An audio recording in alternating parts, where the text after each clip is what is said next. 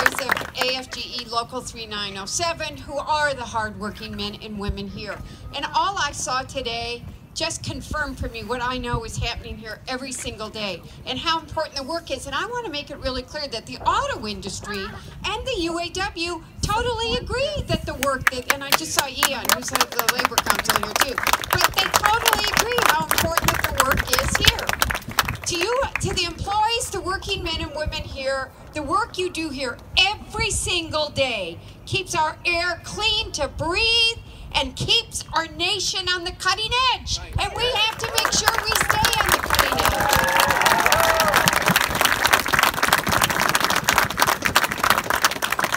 edge. You are our true public servants, and your work here has got to be protected. So we're all here to protect your work.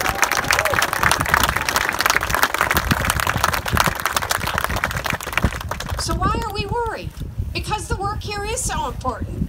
Because President Trump is proposing to cut EPA's budget by $2.6 billion, a 31% decrease.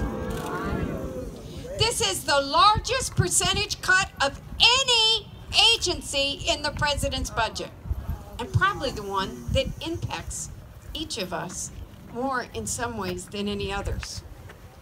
And it doesn't stop there. We learned through a leaked budget document that President Trump is also proposing drastic cuts to EPA's fuel economy and vehicle emission programs, which could result in the closure of this lab behind us.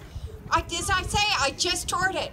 It's absolutely unacceptable for them to be talking about closing one of the nation's jewels.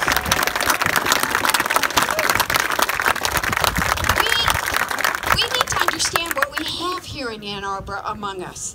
It is the world's premier, not America's, the world's premier environmental compliance and transportation research center. It is. This facility does critical work every single day to reduce vehicle emissions and ensure that the United States remains at the forefront of innovation in this critical field. And that's critical to our staying competitive and creating jobs in this country.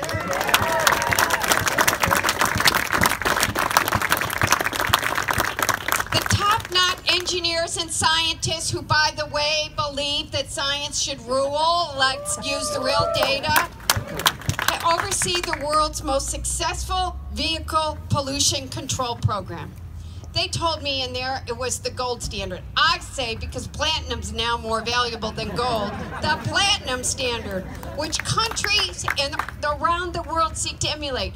I was meeting with the head of this lab, and he talked about being asked to go to Europe and to testify. And Europe always likes to pretend it's better than we are, and especially on the environment. And after he finished testifying, he said, America is doing this so much better than anybody in the world. We know that. We've got to tell our story more. We do have to tell our standards more.